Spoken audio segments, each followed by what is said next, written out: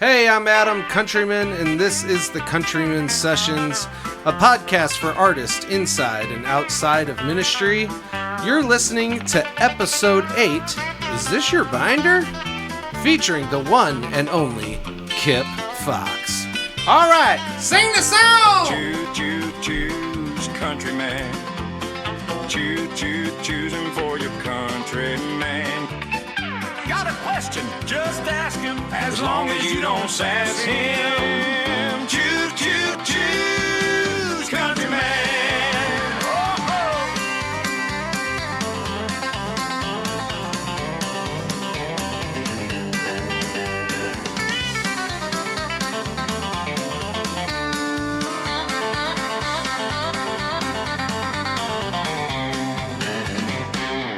I've listened to several of the episodes, and I subscribe. What more do you want? What more do you want from me? Hope everybody's well. Thank you for joining us once again for the podcast. Today's a special day. We have a very special guest, the one and only Kip Fox. Not to be confused with Kip Wanger or other famous Kips. Pick Withers. Did you know, Kip, that Kip is also a British slang for taking a nap? I sure do. Like to take a kip? It fits me well. I'd love to do that. Yeah. Well, you are a little sleepy. I don't get to very often, but well, that'll happen. Pick Withers. Who's he the drummer for, Adam? Come on. Traveling Wilburys? I don't know. I don't know. Pick Withers? Little known band called Dire Straits. Oh, weird. I didn't know that. Yeah. I just figured it was Mark Knopfler and that was it. I only know this because my 2-year-old is obsessed with drummers and obsessed with Money for Nothing. So he wanted to know who the drummer was. He didn't ask who was singing the amazing BGV parts. Mr. Your favorite human being in the whole world, the whole planet? He didn't ask about Sting. He just went right for the drummer. This isn't going to be a Sting podcast, is it? No, let's move on. Okay. So, Kip and I met in, I think it was 2008. And as I remember it, it was on a putt-putt golf course where the Godfather introduced us. And I got to say, at first, like, I wasn't sure, that I really cared for you all that much. Mm-hmm. I thought... That's a common response. Yeah, so do you get that a lot? Yeah. Why do you think that is? Because people say to me sometimes, like, oh, I'm scared of you. Oh, well, I don't see that. I don't understand that. I would say that my insecurities as a human being lead me to give off a certain impression that I don't care or that I'm not nice or that I'm judgmental, when really it's just an insecurity that sort of, puts me into a shell, which looks and appears to be, rough. And it works, right? I mean, you weren't sure if you wanted to approach me. And that's the way that I was, That's your goal then? To kind of keep It's not, but, you learn these things about yourself that things you develop in adolescence that you try to break a habit of later in life. But I certainly wasn't breaking those habits yet when you met me. Yeah. You were still kind of an adolescent. So, Kip, you now live in Arizona. Yep. Got a beautiful wife, 2 amazing boys, and one of them is apparently going to be a great drummer. Yeah, he's pretty awesome. He's MDing already. So he'll bring Michelle and I into the office where we have a little kid drum kit.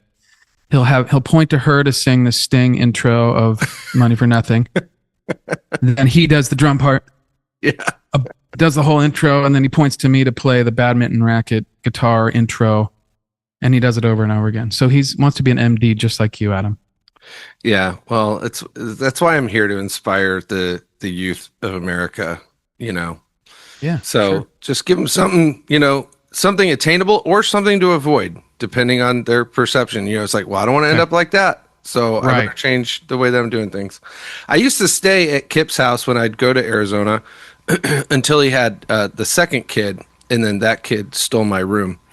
And so we have a long and what will I hope be lifelong rivalry. Kids are the best excuse for not hosting. That's true. No, sorry, but yeah, that's true. Once we had the second kid, we couldn't have you stay at our house anymore. Yeah, Michelle was like, now I don't have to make those cookies. So there you go.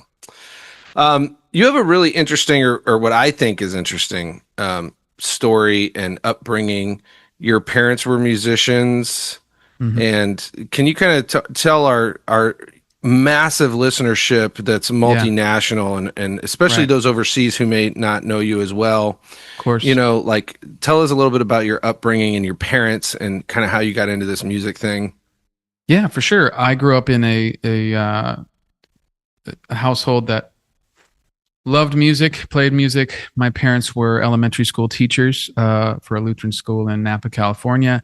My mom was the music director of the church and also directed the choirs for that elementary school and taught piano lessons, all that kind of stuff. And my dad was more of your, he had a great tenor voice, still does. And he was more of like a feel kind of guy. So he learned to play because, they grew up in the folk era. They went to college in the early 70s.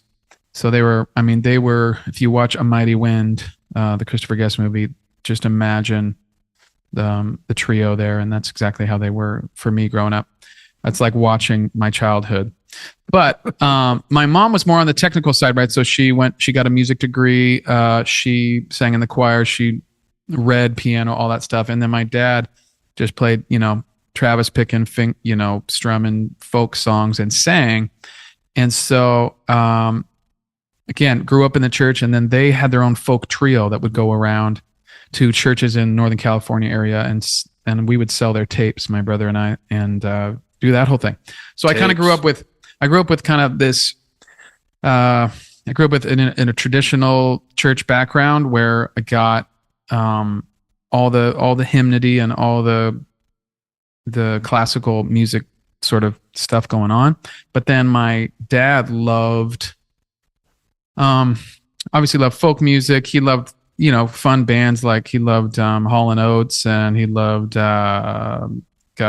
later on he was a fan of Toad the Wet Sprocket. So I guess I would just say, like, I had this sort of like classical upbringing, and at the same time, like, my dad was kind of more into, the music of the day, if you will. So were they just like, when they would like call you down for breakfast and stuff, was it in harmony? Like, did they sing everything, or was it like they had certain rehearsal times? Yeah. So, that's funny you should ask. Not exactly. We just had a single story home. We didn't grow up in a big house like you did, so we didn't come down the stairs for breakfast, but, it's like a house on top of a house. Yeah, but my brother and I both vividly remember we would fall asleep to my parents and their friend Bob, the trio, rehearsing and working out harmonies. And like my mom would be like, no, it's, she would play it on the piano because both my dad and their friend Bob were more sort of oral learners, learned with their ears. So they would always be kind of getting ready for concerts. And so I grew up just hearing them go, no, this is here's the third and this is the fifth and you sing this part. So that definitely, got me into all kinds of, I got really interested in a cappella music and things like that for sure. So this explains the massive disadvantage that the rest of us have to you, given that you were basically bred into vocal music. For sure. My voice was singing was kind of all I knew musically, kind of all I was into until high school. So, but I just love singing like crazy. So, well, you're very good at it. Not as good as me, but very close. Very, very close. It's subjective. Yeah. Well, and I'm very humble. So, when people ask me about you, because it happens, people be like, "Oh, Kip Fox." Yeah.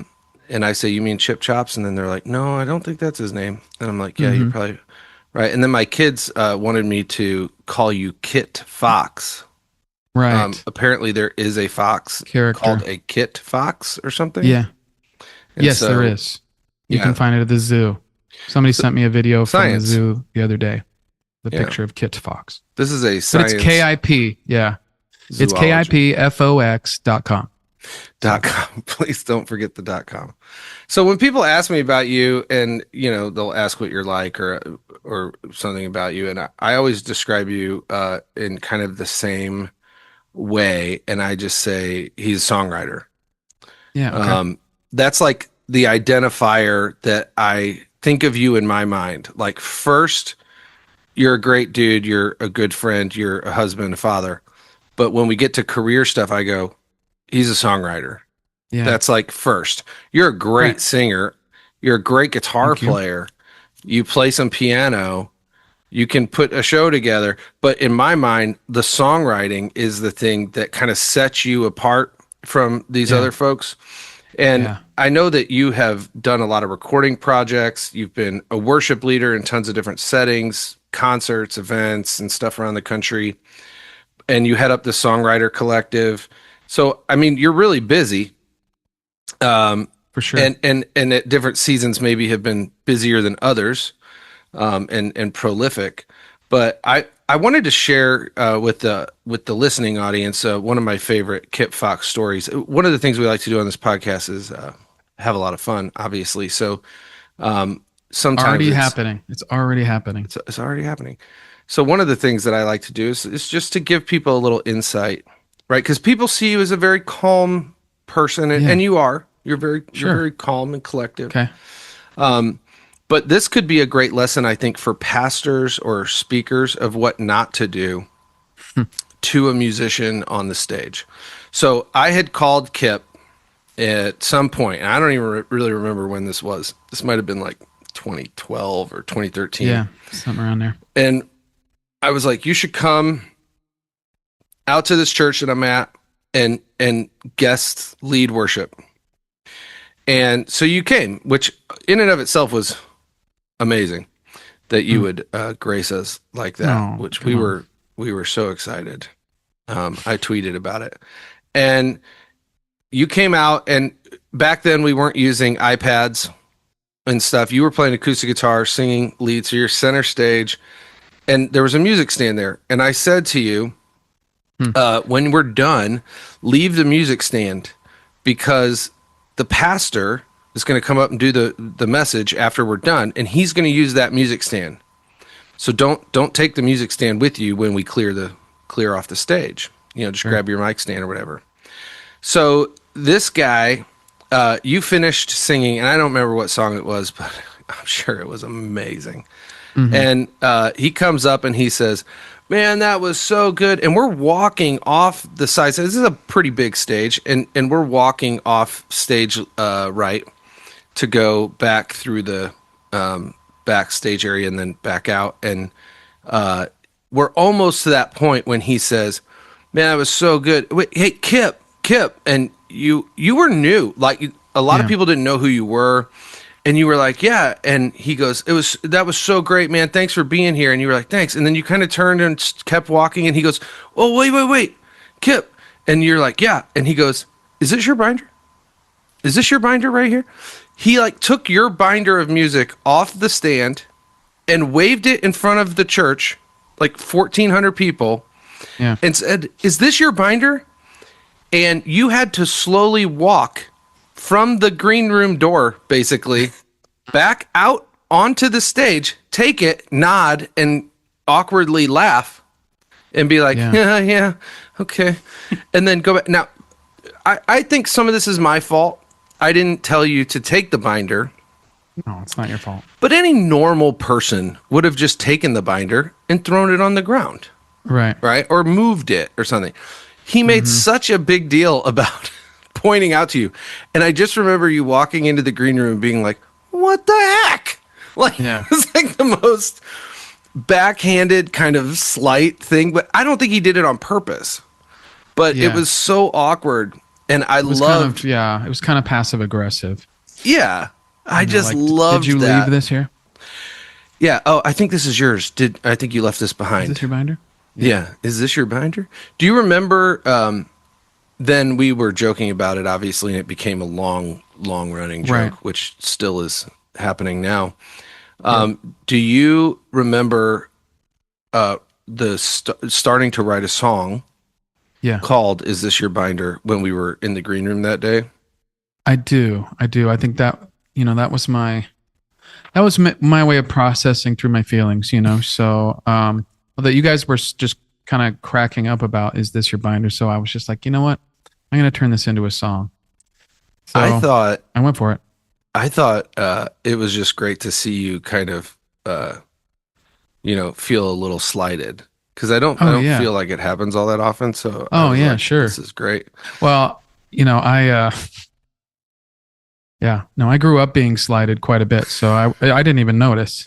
So. Did you ever finish "Is This Your Binder," the song? I think so. Yeah. I think I finished it. I turned it into like I took the phrase and started the song with it, and it became a love song about like falling in love in class. Like the girl, like, "Is this your binder?" That's what she said to me as I turned, in class. I don't remember how it goes, but I turned it into kind of a country. I think it went something like, "Is this your binder?"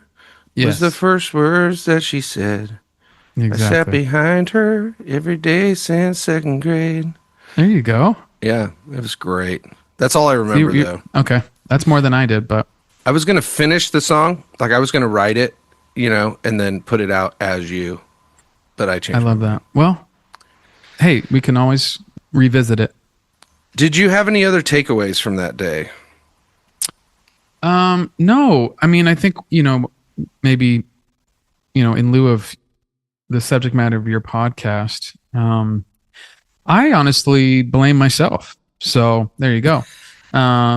I would say, if you're a worship leader out there, and it's interesting when there are a lot of to lead well, there are just a lot of things that you have to do simultaneously. And as a professional, I always saw that time as being, maybe he was being a little bit, maybe he took the wrong tact, but I was just like, oh man, I was supposed to not leave my binder. So I took it on myself, and I never have forgotten my binder since. I think that's the real important thing. It's like acoustic guitar players when they walk out on stage and their guitar doesn't work and it starts to distort, and they're like, "Oh, I didn't change my battery." Yeah, that only happens once, right? And then you're like, "I will change this battery every time." Yeah, I will spend a fortune on batteries. I think that back when we had like Guitar Player magazine, and now that we have like different websites that we all shop on for gear, I always thought that Energizer and Duracell were missing the boat. Like they should be running 9-volt commercials on all these websites. Every time, whenever we go to Costco and you go by that, it's always on the end cap of like the 8th row of Costco is the 9-volt batteries. And as a musician, you're just like, okay, do I want these 36 9-volts right now? And usually the answer is yes. Let's get a pack of those. I've bought multiple multi-packs of 9-volts and lost them. I don't even know where they are. And they're decomposing in a drawer. And I just keep buying more because I have no idea where I put them. We had an event at a concert last week, and we had a big issue with in-ears and all that. And so we shifted into packs, and the audio engineer was just asking around for 9-volts. And we scraped it because a few of us were the guitar players. Honestly, the guitar players each had an extra. Yeah. And saved the day. So I guess if there's anything to learn from this binder story, it's make sure you always have a 9-volt battery. That's the takeaway from the binder story. On this subject of, mistakes and trauma that formulate who you are as a person and as a leader. I have a story that actually loosely involves you that I don't think that you know, Kip. Oh, wow. When I was interning for Adam, this would have been 2021, we were doing VBS, and everything was going great. Monday through Thursday, there's 3,000 kids there. It was a big VBS. Right. And the Friday, the last day, I've been the front person for this thing for this whole time. I'm in promotional videos and all kinds of stuff that Concordia San Antonio did. And on the last day, we're supposed to be there 7:00 call time, get ready for the first worship set. Mm-hmm. And I woke up at around 10:45. And that's amazing.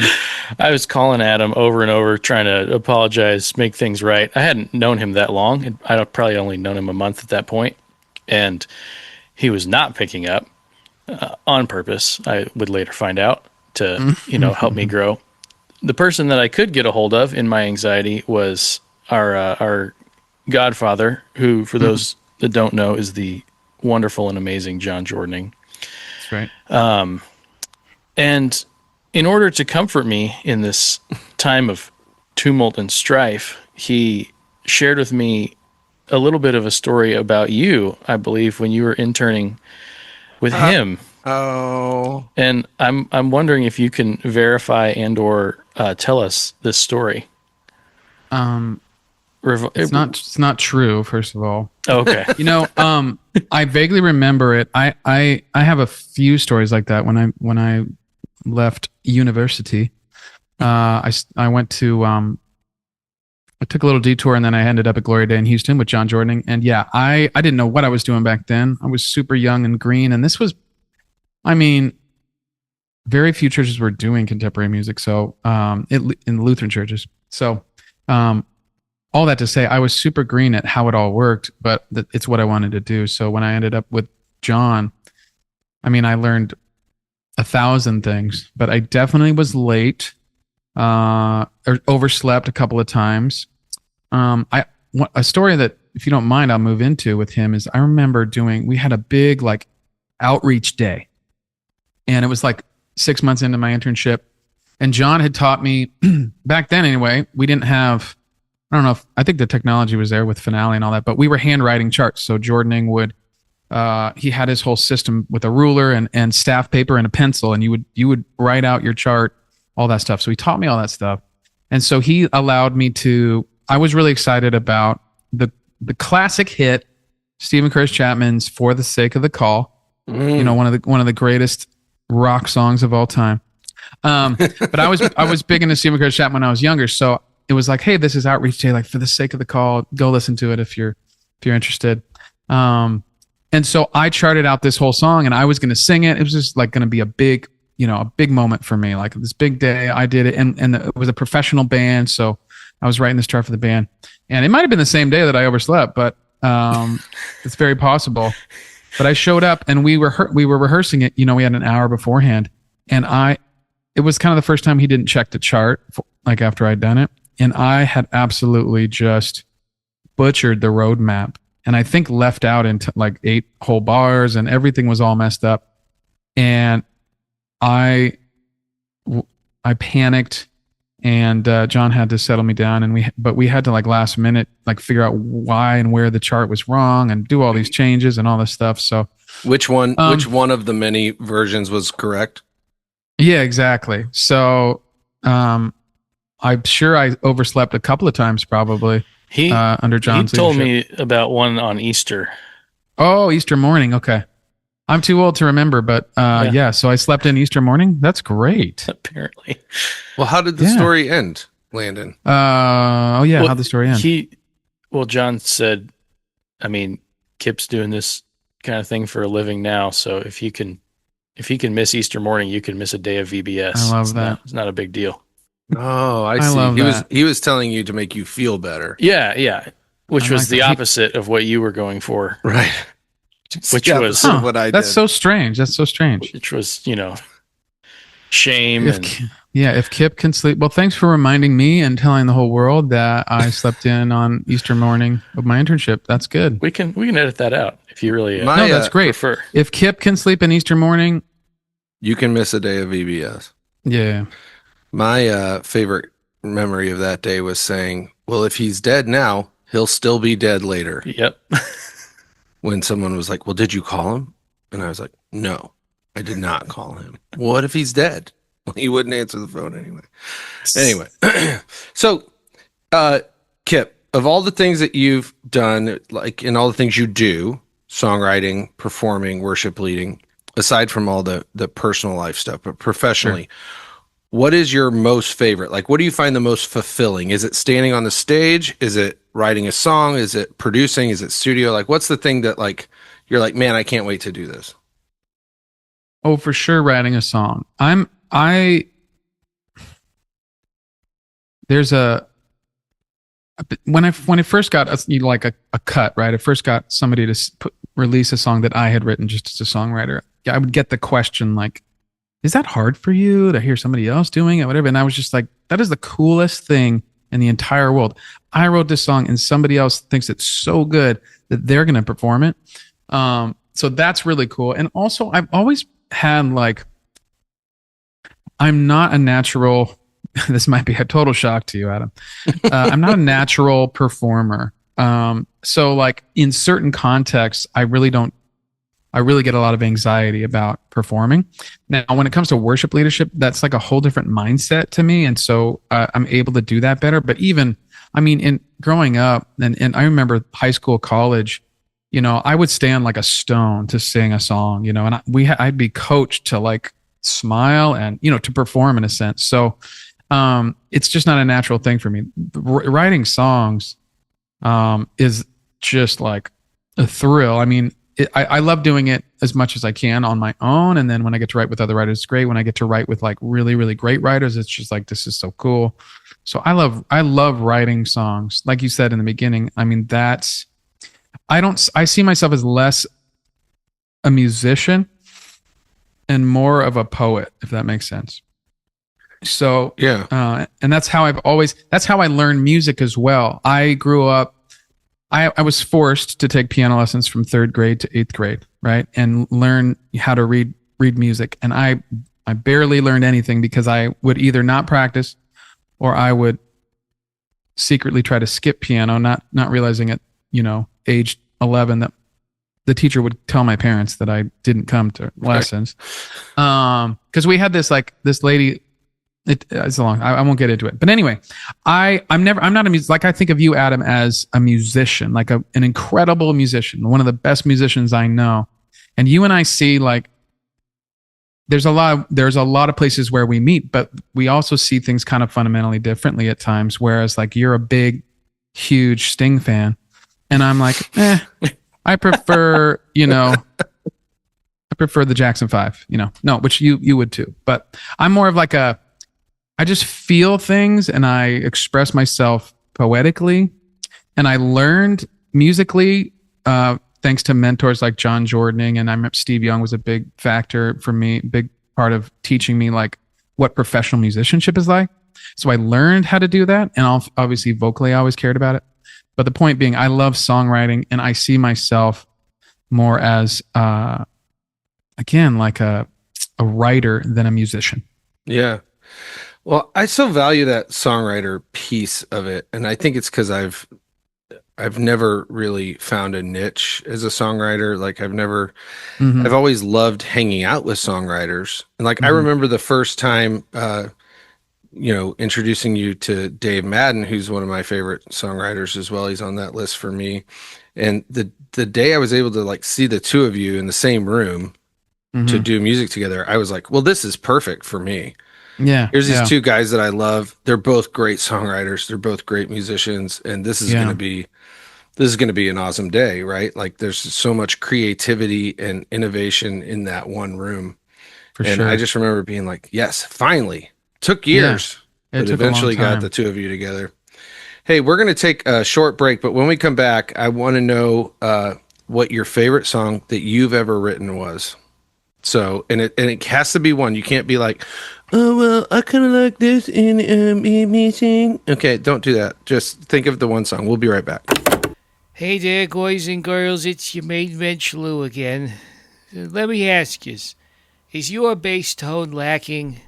Are you missing something at the bottom end? I know I sure am. We've tried everything. Flats, rounds, trapezoids, and all we end up with is the same thing. Bupkis. That's why you need to try the Bupkis Bass Booster today. This bass pedal is the greatest thing since sliced bologna. Simply plug your sad bass into the Bubkus bass booster, plug that into your favorite chutzpah amplifier, and brace yourself. This gizmo makes a thump like a Philistine wall on a desert floor. So pick up your Bubkus bass booster today for the low price of $67.69. It'll rock your Gibraltar or some of your money back. Good yacht, Diff.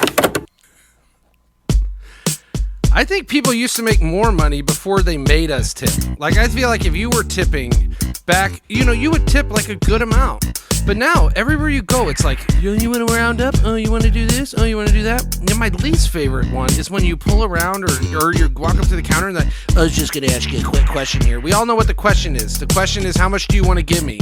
Well, here's the answer. I don't want to give you nothing. How about that? And they always autofill it in for you. It's like, oh, leave a tip, right? It's not even a question anymore of if you'd like to tip. It's leave a tip. 15%, 20%. I was at one the other day. It's 28%. I'm like, who's tipping 28% for tacos? I'm not tipping 28% for ground beef and potatoes. I'm not doing it. Forget it. There's no chance. You know what? I'm always hitting other amount, and I'm hitting $4 or $2. What's the deal with pizza delivery too? You order a pizza and they want you to tip 25%. They already charge you $8 for the delivery fee. Oh, well, that doesn't go to the driver. Then where the hell does it go?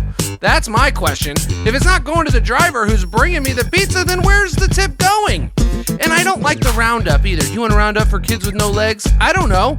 I might. I don't know any kids with no legs, but I might donate to that if I knew it was going there, but I don't know where that money's going. My guess is that the roundup is just going into the tip jar. And I'm not tipping anything for something that I used to tip a certain amount for and now you demand more from me. I'm just not doing it. I am sick and tired of always having to round up or decide what to tip. And you're not fooling anybody. All right, you're not fooling anybody with the, just a quick question here for you to answer. That's bull crap. And then they turn their head in shame while you fill it out or hit the button as if they're not going to see it on the screen that you just hit. Forget it. Let's go back to not assuming a tip, but having to work for the tip. That's my point. Just the tip.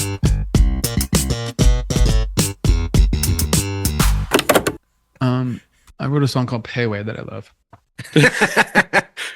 It's Payway by Mainstage. The favorite song I've written is the next one. Oh boy. All right, here we go. We're back. You ready? So Kip, what's the favorite song, your most favorite song that you've ever written?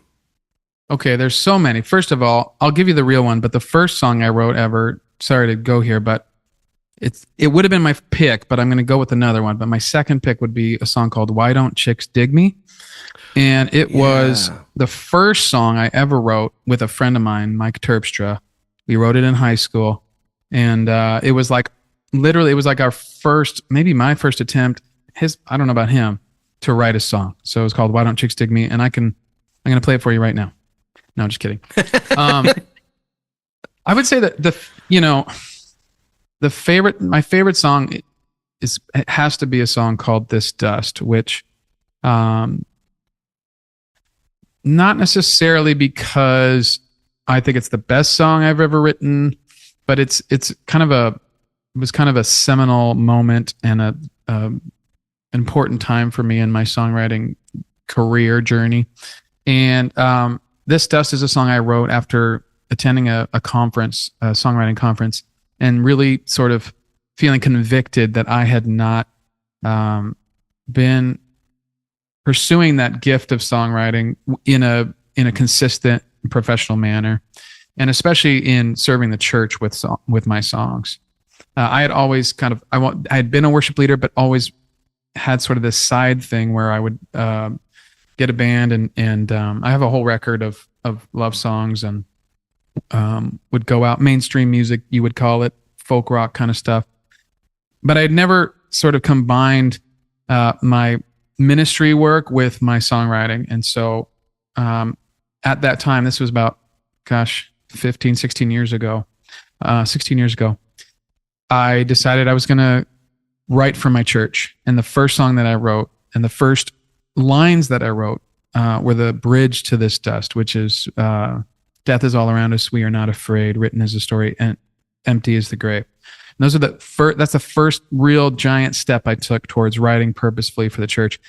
And again, it's a favorite because of that moment, but also because God really used that song in a way to where we just had Ash Wednesday, and I get a lot of folks reaching out to me on Ash Wednesday because they love using that song then. And so that 16 years later, there's people all over the country that are using that song in their churches for their people. So it's hard for me, like when you ask what's my favorite song, I mean, there's hundreds to thousands maybe in there to choose from. But that one just is like, how can I not say that song is not my favorite?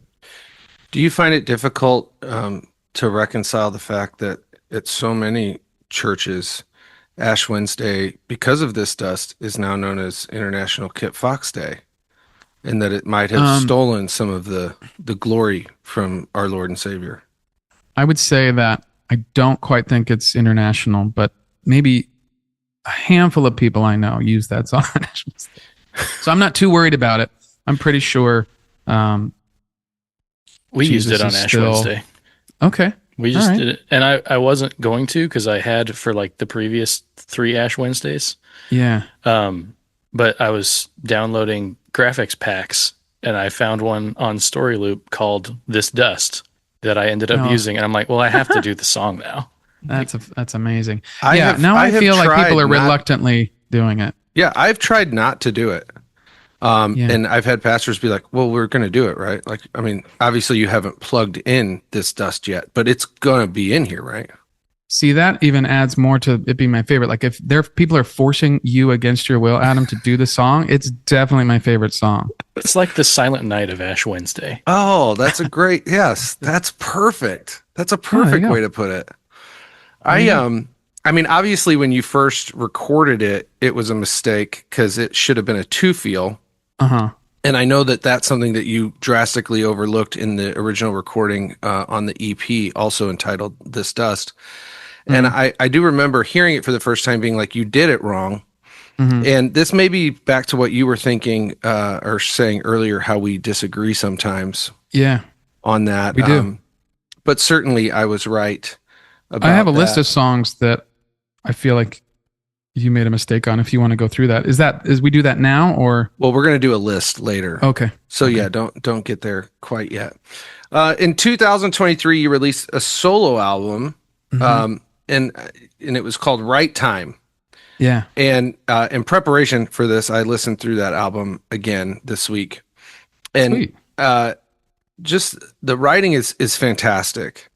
But then the recording process must have been a lot of fun too. And as I recall, when you were recording it, it was pretty truncated. Like you had a short time, as I remember talking about that. Because we do talk outside of this podcast from time to time. And I remember when you were doing that record and you didn't ask me to play bass. And I think that's why I called you to yell at you about that. But how did that whole process come about? You had some of the songs already. I know that some of the songs were a little older. You had written previously, and then some, like Right Time, were for that record. So how did you kind of come up with that process, decide I'm going to do it, and then you went and did it, and it was such a quick turnaround? I mean, can you speak to that a little bit? Yeah, for sure.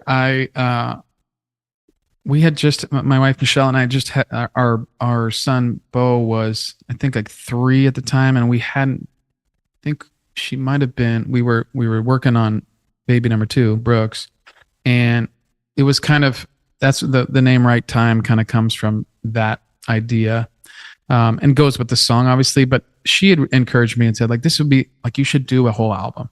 She's always the one that is encouraging me to create these projects. And it was just, again, like the right time. And we'd been through a lot having Brooks or Bo. And, when you have your first kid, Landon, as you understand, it's just kind of a whirlwind. And so it had been a while since I'd released something. And so Michelle was just like, you should go for it. So I started listening back through all my voice memos, old songs and all that. And kind of to your point, I found a chunk of songs that kind of were to your point earlier, some of my favorite songs I had written that I'd never released, going back 6, 7, 8 years. And then, and that was that's about a third of the record. And then I had a few that I'd written in the last 6 months that I was really excited about. And then I had like sort of half written ideas of another third that I loved the idea and the concept and the start, and I knew I needed to, like, I basically challenged myself to finish those by the time we recorded the project. So I would say like a third of the songs were pretty much done because they were old songs that I just always wanted to record. A third of them were pretty much done, but I needed to kind of tweak and work on and make better. And then another third was like, I got to write this by the time we I got to write these 4 songs by the time we record. And that was wild because I was staying home with Bo at the time. And so, that takes up the whole day. So I learned to start writing in 30-minute chunks and wrote that last third of the record in 30-minute chunks, just day after day after day, when like right as nap time started, 30 minutes. So yeah, it was, I think my experience having like at that point, 12, 13 years of sort of professional experience as a songwriter, consistency enabled me to take that whole smorgasbord of like different sort of finishing needs on songs and get it done. So I remember listening to a Diane Warren interview once, and she said somebody asked her like, how do you write hit after hit? She's like, I write hits, but they're not hit after hit. I just write from 9 to 5 every day. Yeah, because it's my job. Exactly. And I get up and I have lunch from 12 to 12:30, and then I go back to the piano, and then I sit at my desk and I write lyrics or whatever the case is. And It's interesting that 30-minute chunk bit, putting a time limit on it. Well, you didn't, but Bo did. Yeah. Right? Like, this is the time limit that I have to be creative in this box. And I have a deadline because I've booked a studio and I've booked musicians, and it's got to get done by that time. Yeah. When you put together that project, you recorded it in Nashville, right? Yep. Am I remembering that right? Mm-hmm. So when you did that, did you take all because some of the songs were older, did you like uniform out all the charts and number charts or lead sheets? Like, did you make them all uniform to send to the crew that you were using? Or was it like, here's this chart from 2003, and then I kind of added this little ending in? Like, how does that what's funny work? is I put together charts for everybody, but so a couple things. One, the Nashville guys don't really care about your chart. They don't really they just want to make their Nashville number chart immediately, and they're so used to it just doing session after session after session that it's just like, I did that anyway because I wanted to be prepared. Yeah, but I don't think they hardly even I don't even know if they looked at the charts because it just but I will say the other thing I did was create Pro Tools sessions for each song with markers. And so going into it, as you spoke to earlier about the rapid pace at which we recorded the whole thing, I had learned again from experience, like especially having done a couple of more projects in Nashville previously, just how that process works and how quickly it can go if you're prepared in the right way. So having the sessions with markers was perfect. And then we could move those markers and make decisions. And then, writing out the charts, that takes them one listen. Just boom, boom, boom. Here it is. Make copies. Everybody has it. So actual rhythm charts, which I'm used to making, weren't really even necessary. But I did make them.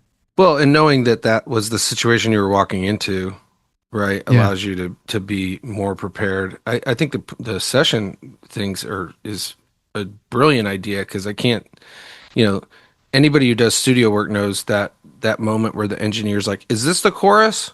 Is this the bridge? Is this so they can put the markers in, and it takes so much time because they don't know the form, right? They're not like doing it, and they're not even necessarily looking at a chart all the time. So, well, what's so funny is I'm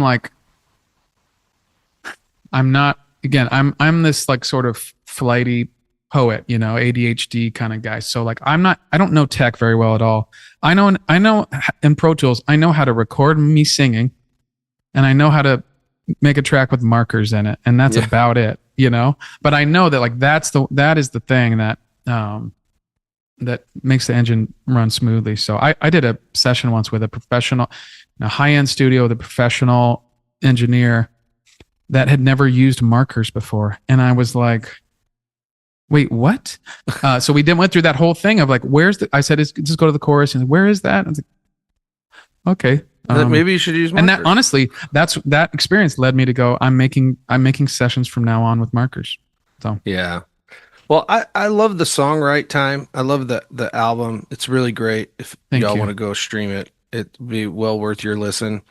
I prefer the 2024 acoustic release of Right Time. Personally, I think it's just better, if you will, just to use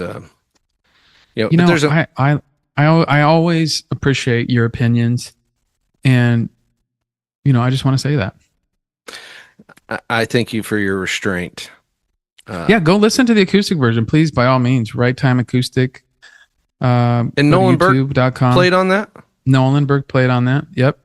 I saw that. The only reason I know that is because on Spotify, he's in the little video sidebar thing. Oh, yeah. Yeah. And I was like, oh. What I like to do, Adam, is I take all your best musician friends, and I like to use them without you knowing. I'm aware. I'm aware of that. One of the great cuts that I think you've released, in my opinion, was the Christmas song "Overjoyed." Okay. Yeah. I love that tune. I think it's fantastic. I love how short it is. It's not too braggy. You're not like an 11-minute tune where you're just trying to get to the point. Like so many other songs. Not that you write, obviously, but other people write. And but it features a choir. Yeah. And can you talk about, like, because as a songwriter, as a musician, sometimes I think peers of ours might go like, "Oh, a choir would be great on this." And they have no idea, like, what that would take. And then if they end up using their church choir, it's a bunch of like warbly women who are 72 who can't really do the thing. Like, when you were like, a choir would be sick on this. Yeah. How did you arrive at that? And then how did you make that happen? Like the choir sound on that on that record, because it's so good.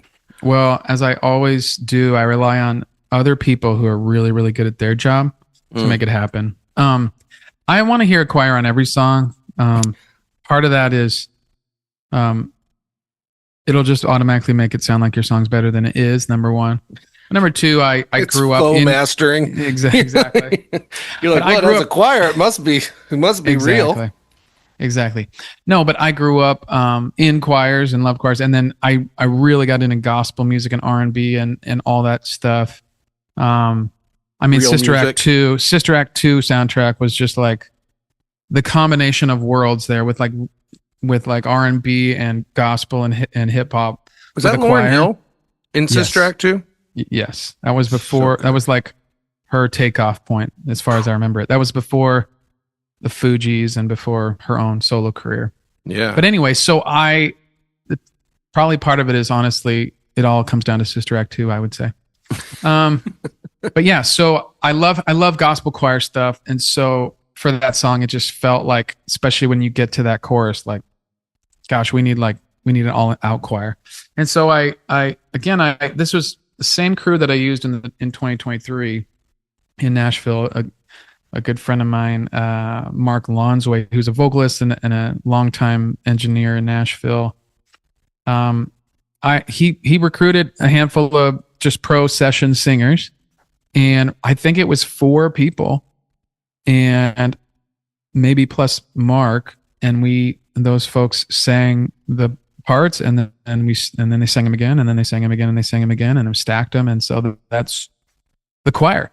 So I think the choir is really 4 or 5 people. That's amazing. They sound so good. Yeah. And maybe that's why, because there's only 4 or 5 of them.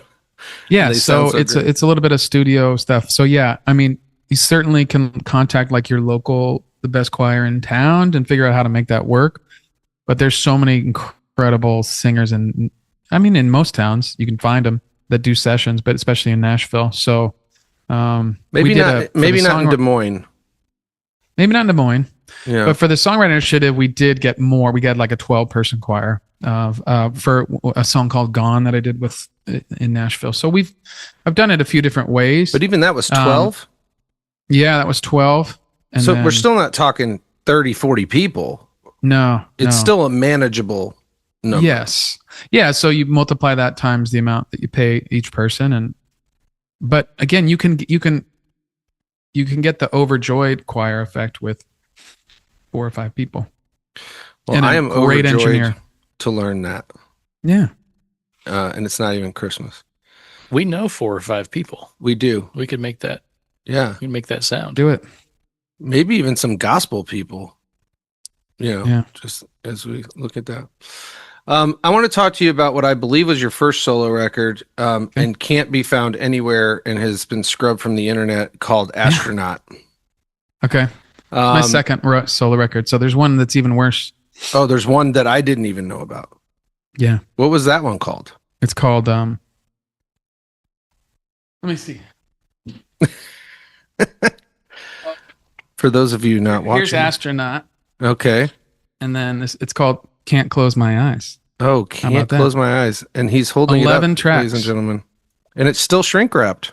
It's still a plastic CD shrink wrap. Still got it. Look at that. So I don't remember which one it was then. I thought it was Astronaut. Probably Astronaut. Yeah, no, you haven't heard this other one. Yeah. I'll never send it to you. You had given me a copy of that Okay. at some point. Yeah. And I saw on there that Sean Pelton played drums on the record. Yeah. And I had spent time in the Northeast and had watched Sean Pelton play at a bunch of jazz clubs and blues stuff. He's the drummer for SNL and has been forever. Amazing drummer. Saw him tour with Sheryl Crow and all this stuff. And so when I saw your record and saw that Sean Pelton played on it, I was like, oh, you're legit. Like, and I imagined in my head that like you were good friends, like, and you knew him and he played on this record because he loved your stuff. And then I thought to myself, he probably made this up. I doubt that Sean, like, I wonder if he like misspelled the last name or something, to just get notoriety, and add legitimacy. But then to find out that he did actually, play on the record, how did that come about? Because I could be mistaken, and please forgive me if I am, but I don't think that like he's the godfather to your children. I don't think like you're super close. Sure. So how did it come about that you reached out to somebody like him to play on it? Because I think some of these guys seem so unattainable. Yeah. Like, oh, I'm going to play on this. I'm going to do this record, and I would love it if so and so could play. But that's not going to happen. But how did that happen with this record, with Astronaut, when you were just starting out and the songs weren't very good? Yeah, thank you. So in 2000, I recorded that in 2006. In 2005, I went to a taping of Saturday Night Live. Really? And during one of the commercial breaks, I had a CD in my hand of demos. And I chucked it as far as I could from the audience to the drum set. It actually didn't quite make it. Is this true? It landed at the feet of the saxophonist that's always there standing. It landed at his feet.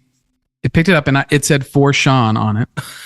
And so he just kind of looks at it, and they're about to come back from break. So he hands it to Sean, and it had "For Sean" and it had my phone number on it, my name on it.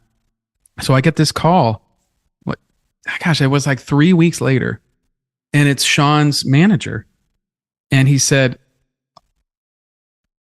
"Give us a time and a date and we will play on your record." No, this is all fake. This isn't true at all. I thought it was fake. I was like, I've never been this is the most amazing story I've ever heard in my life. I probably would have told you that one. I would have thought so. No, again, it's just Can we make that the story? Can we say that? Let's edit that last part out. Oh, that sounds cool, doesn't it? It sounds amazing. What a story. Maybe I'll write a song about it.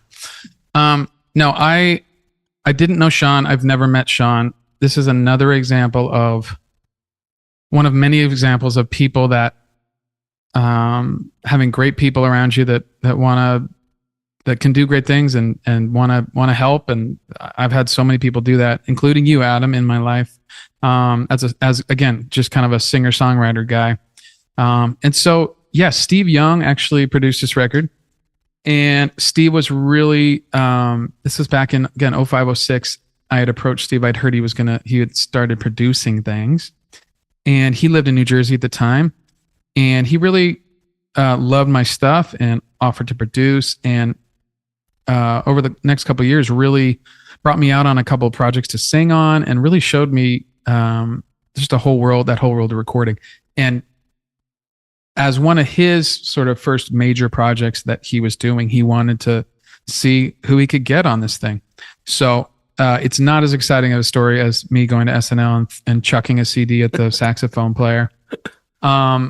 He simply reached out, I think through his sort of, he lived in a I think what's called a bedroom community, a bedrock community, a community that like a commuter town into New York City. And so he had connections there, and through those connections got a hold of Sean. And the reality is, like, some of the greatest players, I mean, that one is a pretty awesome get, but a lot of great session players, you can play on your record if you pay them money to do it. They will set a date and play on your record. You know what I mean? Yeah. So, but it was amazing. I couldn't get out there for the recording, which is wild. So I never even met Sean, but he played on the record. Wow. So which story do you prefer? The first one or the second? I prefer the one where you threw your number and a headshot at Sean Pelton, and he thought that you were hitting on him, and he filed a restraining order against you.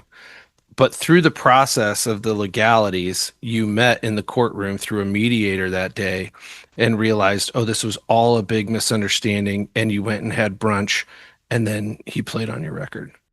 Okay. That's the one I prefer. All right. Just a little aside here. I found a unsealed, mildly scratched copy of Can't Close My Eyes on eBay and purchased it for $13.88. What? Just now? Yes. Wow. Oh, amazing. You have a very Matt Damon look on this. Man, that is so funny. Art. I was thank you. That was 2000, and that was the Christmas, New Year's 2001 into 2002. That picture was taken, and this record was done my senior year of college. I got to do this CD as my senior music project, which was pretty awesome. Were you sad on the cover because of 9/11? No. Oh. I'm not sad on the cover. I'm kind of smiling. You actually look very happy on the cover. Oh. Yeah, I was. Man, that's crazy. Well, hey, listen, I want to give you my list of top 5 Chip Chop songs, Kip Fox songs. Wow, okay. So this is my top 5. And for all of you who haven't listened to Kip's stuff, you really only need to listen to these 5 songs. Okay. Because they're really, inarguably the best 5 songs that Kip has put out. Right. All right. Are you ready? In your opinion, man. Yeah. Well, I would love to hear this. Okay. Yeah. And I've never shared this with you, right? This is brand new to Kip. And so here we go. You ready? Yeah. Number 5, To Love. Okay. Wow. We're going backwards. Okay. We're working up to number 1. I love that. Wow. So To Love. You know how to do television. This is good. Yeah. That's why we're audio only. To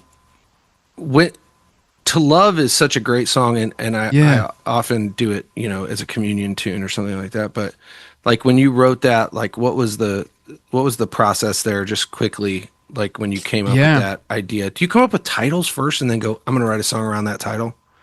No. Sometimes, most of the time, it's a line. Like I hear a line, and that can be the title. A lot of times, it's the starting of a song.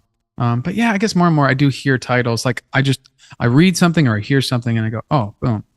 To Love was a co-write in Nashville back when I had a publishing deal out there. And I wrote that with Benji Cowart, who's an amazing songwriter. And that was just, we got set up in a writer's room. I think it was at Word at the time. And we were sitting in the room talking about life. And I don't remember exactly how it all came up. But Benji kind of started the song off, I think, with that first line. And then what's cool, I don't want to get too much into it, but what's interesting is then we didn't really finish it. We got like the verse and chorus. And then I went home and wrote the second verse and then put it together and sent it back to him. And he loved the second verse. And so that's how To Love came together. But yeah, that was a co-write. I love the generality in the verses that can feel so specific. Yeah, You for know, sure. like it's so universal yet so personal. Mm. Everybody gets to kind of put themselves in that place to those who are so broken. Yeah, Right? and You know, I identify thanks, there. man. I thought it was great poetry. And I love Thanks, man. the imagery in my mind. I always picture it being like to love, like cheers, you know, Yeah, like that's a what it is. toast, right? And I just Yep. think it's so good. All right, Thanks, number man. 4, The Sound of Grace. Yeah. Uh, I think I was so intrigued by this song because the idea that grace has a sound, Yeah. like the whole idea of that was so good. Yeah. So was that a co-write or was that you alone? That was a co-write with a guy named Matt Armstrong, another great Nashville writer. That one was one where I lyrically had a lot of the sort of, it was like a 3-hour co-write. And to be honest, we didn't get a whole lot done. So, a lot of the song written, but he's a producer, melody guy. He's written a bunch of songs. I mean, like At the Cross, Chris Tomlin, he wrote that, and other, he writes with a lot of those guys. And so, but his role is more producer, melody. And so I had this idea lyrically, and I came to him, and then he started shaping kind of some of the different pieces of it. And then again, that's another situation where, and this is a songwriting thing I try to tell folks, I used to fly out to Nashville every few months to write, and I had this deal where I got to write with just amazing writers, but they were writing songs every day for major artists. So I had my sort of 1 week, my one shot to write with these folks. So we would get halfway done with a song, and I would go home and try as hard as possible to finish that song. So same thing with Sound of Grace, like, but I did have the concept. It was, again, that was probably 13, 14 years ago. So I don't remember exactly how I came up with the concept. I think it was probably from a message, hearing a pastor preach a message. And then I just went home and just hours and hours and days probably wrestling with how to make that song good. It is, it's one of my favorites. It's very, very good. Thank you. Number 3, probably the song that maybe, Free to Worship. Yeah. You did That's that not a weird, co-write. That was just me. You did that weird time change thing in there, which throws that's all why the you like it. people. I do enjoy it, and I loathe the people who turn it into straight 4. Okay. Because I think they're lazy and stupid. I didn't know that was happening. Is that happening around the I have country? played this song where the worship leader or the MD has been like, we're going to just do it in 4. Like, forget the 3/4. I'm like, you got to be kidding me. Like, why even do the song? So stupid. Yeah. But I love the verses are so good. And, the chorus is great too, obviously. But there's something about that tune that I love. And I've been doing it for a long time. I don't know when you wrote it, but I actually remember that one better. I was in the back seat of a car here in Phoenix, Arizona. I think Max Murphy was either in the passenger seat or driving, and John Jordan. They were in the front, and I was the third wheel. I think we were heading down to Best Practices. This was if Best Practices was around in 2010, and no, this was 2012. I was working on my second EP, and that's called Gathered. You can find that at kipfox.com if you head over there. But I was sitting in the back seat cover on Gathered. And this kind of goes, this was back when Wally was a few years into its thing of gathering worship leaders and doing all that stuff. And so we had kind of like a Wally gathering. Wally is what? Wally is the Worship Arts Leader Initiative of the Center for Worship Leadership at Concordia University, Irvine. It's a place where Lutheran worship leaders all over the country get together to talk about theology, to learn about leadership and practical skills and all those things. So you should go wallysummit.com. I think you should go to. Just for those who didn't know what exactly. If you were talking about the cartoon or something. Yeah, no, Wally, Worship Arts Leader Initiative. And John had started that years ago. So we were driving somewhere and they were talking about worship and music and the theology of worship, the theology of songs. And I was in the back seat and they said something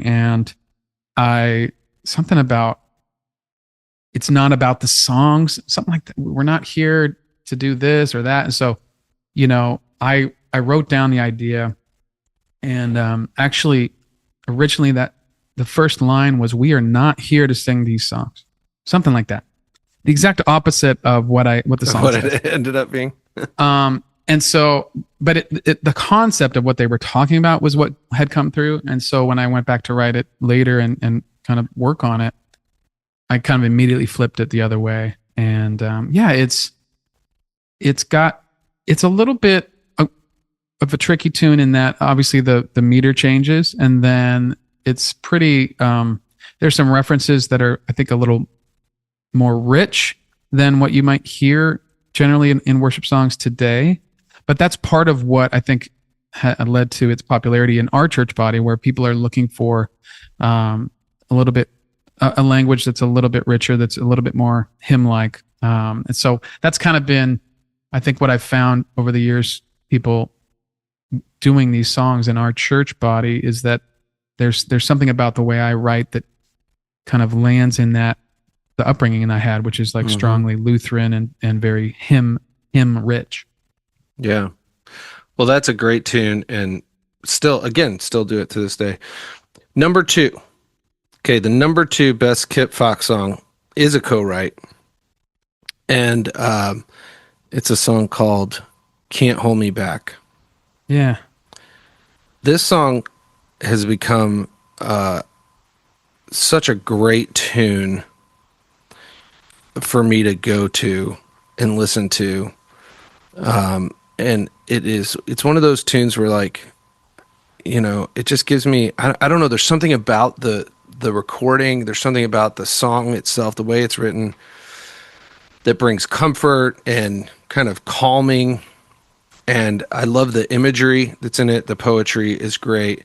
And I love the perspective that it's written from, which I think is maybe a little intimidating if you're a songwriter, to be like, I'm going to write it from this perspective.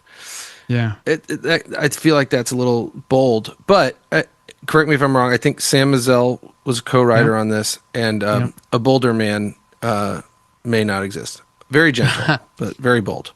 Yes. I've only met Sam a couple times and have talked to him, a handful, but such a great dude and such a great voice. Incredible voice, incredible player. But when did when you came up with, when "Can't Hold Me Back" came about, did you know when you wrote it that it was just a jam? Like, were you like, this is good? Yeah, for sure. I mean, I'm going to keep it short, but this could be a really long story. This song was, in 2011, I was offered a publishing deal in Nashville, and that was kind of a dream come true. I didn't even know what that almost meant at the time. I mean, I knew what it meant, but I didn't know what was coming next. And so once I signed that, I started going out to Nashville, and my publisher would set me up with co-writes. And this song was written the first time I ever went out for a week of co-writing. And my publisher at the time was really smart, kind of like setting me up mostly with writers in the same, at the same level that I was, which was very beginner level, but that had, good connections, or that had spirits that she felt would work with me. So she's sort of just strategically placing me with these folks. But the one biggie that she set me up with was Sam Mazzell. And Sam had multiple number one radio hits as a songwriter with all sorts of folks, Matthew West, Natalie Grant, just all sorts of CCM artists. And so he's a prolific writer, producer.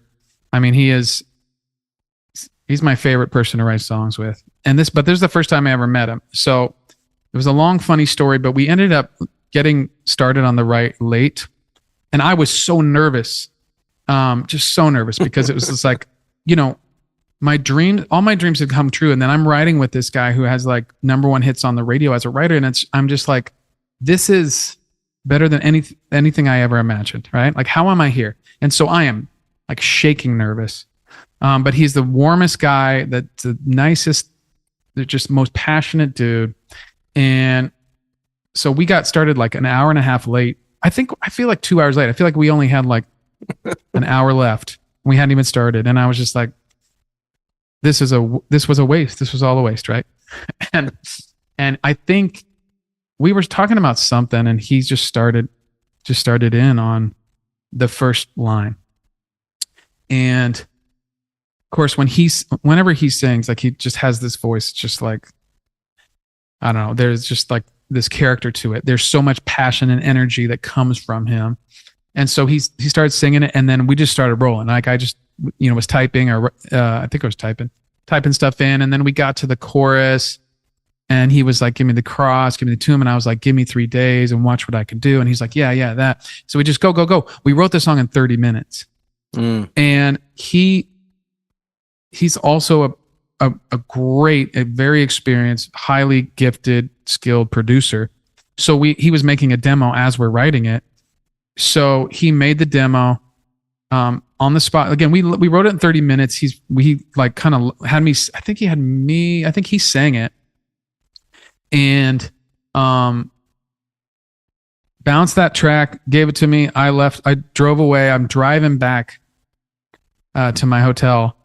This was like the last ride of my trip. I'm driving back, and I of course like put it on my phone and play it and just crank it as loud as I possibly can.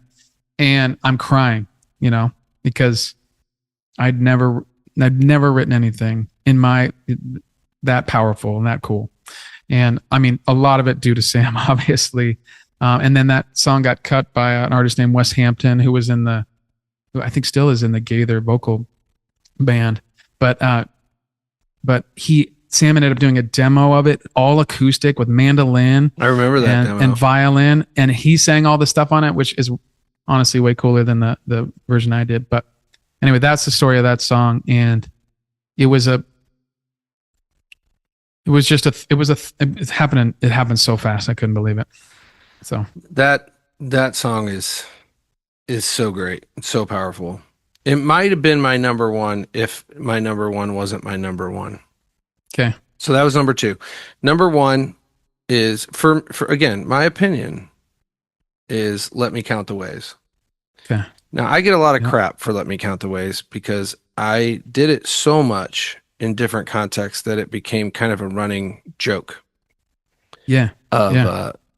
Adam's, worship leading, or Adam's MDing. We're obviously we're going to do Let Me Count the Ways. That's going to be one of the things. Yeah. What I loved about Let Me Count the Ways was the singability, the tangibility of just being able to grab on and go. And I loved that it is just the gospel, unadulterated, clear, very succinct. All 3 verses are fantastic. Yeah. The 3rd verse is my favorite. If you have not listened to Let Me Count the Ways, there are a couple versions out there, but whatever one you can get your hands on, you released it as a single, right? Yeah. At some point. Mm-hmm. And that's the one that's on Spotify, I think. Yep. And it's just great. And the simplicity of it is so good because you can do it anywhere with anything. And it's so easy to sing. And I love the responsiveness of it.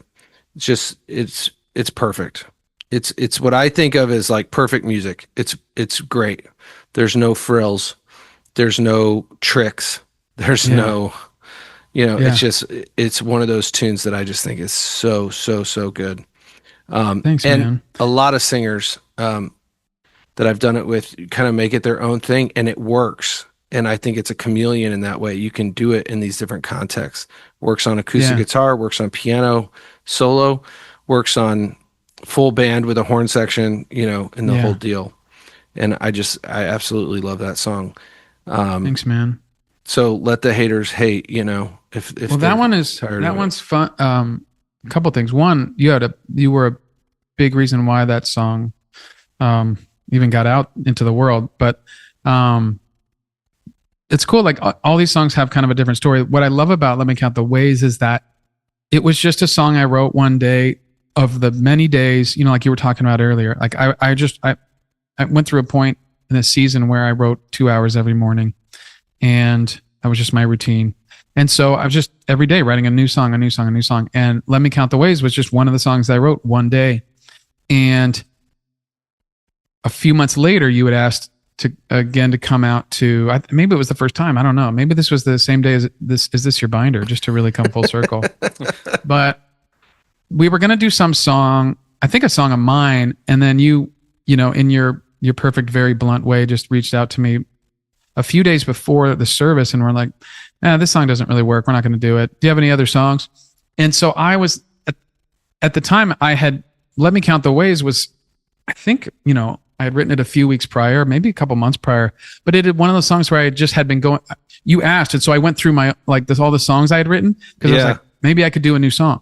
So I went back and I found that song and I was like, oh yeah. So I listened to the work tape. I had just the voice memo or whatever of it. It was just me playing piano very simply and singing the thing. And I was like, I think this is good.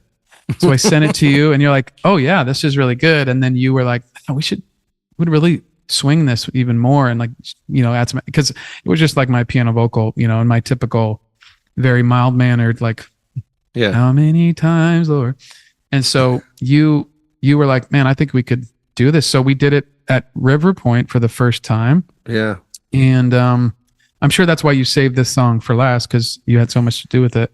But I actually didn't remember all of that. I remember parts of it. So I just love that again, this just came from the practice of songwriting and just going back through and the notes and going, oh, well, I think this one might be good. And it's become an anthem for a couple churches that I've been at. It's become like the song. It's like, we're celebrating this milestone. Right. Let Me Count the Ways. That's the thing. We're hitting it. It's good. Well, hey, as we wrap up, I want you. What are some of the top artists that you like to listen to for fun? Oh man, I knew you were gonna say that. I knew you were gonna ask me that. I had a feeling. Other than the Traveling Wilburys. No, what's funny is I listen just a wild range, but I love a band called Lawrence. Have you heard of Lawrence? Mm-hmm. You turned me on to Corey Wong. Yeah. A few years back, and now I kind of listen to everything that he plays on. And then honestly, I listen to I find myself a lot lately listening to a lot of pop and funk, or the combination of the two. So I love Bruno Mars, which is more like an R&B pop thing. Charlie Puth. These are all things that might not go exactly with the kind of songs that I write, but no, I think that's what makes it interesting. And then I grew up. I mean, when I was 16, I became a huge James Taylor fan. So it swings, wild swings from pop, funk, R&B, soul. I love a good raspy, soulful voice with some kind of blues thing going on underneath. So there you go. I loved Puth's national anthem at the Super game. Yeah. I thought he just did a great job. Just auto-tuned everything and just go for it. Tune it and it was bury super cool. The arrangement was really cool. I loved it because it was simple. Exactly. And I was like, this is it. He did like his thing. Yeah. And his thing's great. Attention's still one of my jams, man. I love that song. I sent that to a friend a few months ago. And I said, this is an example of a perfect pop song. Yeah. Attention. So good. Man. Okay. So we do agree on things. I think every so often, but not all the time, obviously. Hey, just to wrap things up here, I want to tell you publicly, because I've never said this to your face or admitted this to you, and I feel like now is probably a good time to do that. But I think look me in the eye. Yeah, I think the work that you do is super inspirational to many, many people. And I know that the compliments will make you uncomfortable, so just sit there quietly and take it like a man.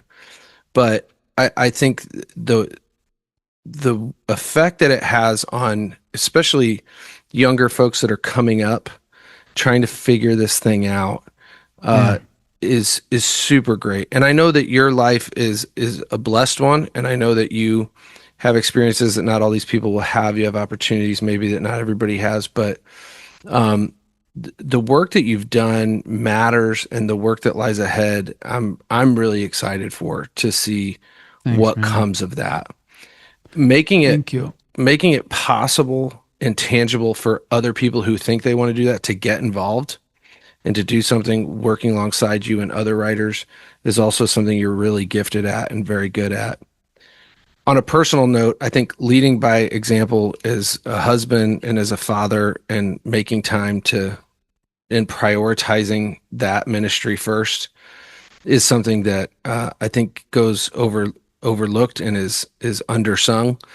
And it's always really great to me. I always just assume that you can't do the thing because you want to be at home, right? Yeah. And Yeah. that's a discipline that I am even currently struggling with, is like, oh, I probably need to be home more. Yeah. And I need to be there. And you're a great example of that. Always putting your family and your home life first. I'm just always so grateful to know you and to call you a friend, and to know that whatever comes up or whatever situation arises, that you'll always be there and always take my call. And so, Thanks, man. you know, I know that your best work is behind you, and that you have released all the best songs you're going to write, and that the top 5 that I gave you really is exemplary of what you'll be remembered for. But I hope that there's good songs that come out in the future as well. There are, Adam. I'm actually working on a project right now that I'm pretty excited about. I just sent off a session. We don't need to really I just sent talk about that. I just sent off a session with markers. Oh, really? Yeah. To that's going to be a modern hymns as I hear them project that's going to be rolling out here throughout the year. But thank you for saying all that nice stuff, man. I honestly, I've just been incredibly blessed by just people all around me in our church. It's people just like you who are incredibly gifted. I mean, I hope you know how much I think of you as a person and as a musician, and so you've been a major part of you've been a big part of my life in that way of introducing me to incredible musicians that I use behind your back, and no, but your support for me, your constant wanting to bring me in on things and use me has been a huge blessing. And there are others like you that have really done so much of the work that I get to sort of rest my shoulders on. And so I'm thankful for you, man. I mean, I respect you like crazy in the work that you do.